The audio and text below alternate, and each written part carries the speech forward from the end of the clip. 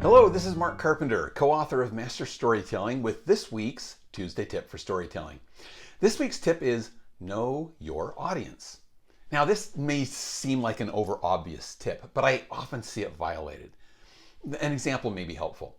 A new CEO stood in front of employees at a technology company and spent 30 minutes discussing EBITDA.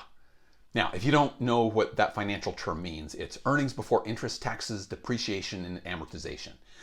And unless you're in finance, it's about as exciting as it sounds. The handful of people in the company who worked in finance were enthralled. The other 100 software developers in the room were completely lost because he was using financial and accounting terminology that was totally unfamiliar to them. You want to guess what the software developers were doing during that meeting? Yeah, you probably got it.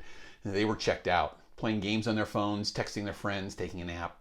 The leader didn't translate EBITDA in a way that his audience could understand it.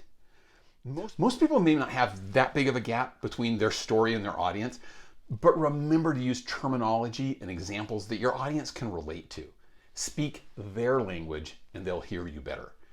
Use your common experience that they might also have had to illustrate your points, and your stories will teach, lead, sell, and inspire more effectively. I hope this was a helpful tip for you. Thanks for joining me this week. We'd love to continue to connect with you on our social media platforms. And you can always find us at master-storytelling.com. Thanks, and now, go tell your stories.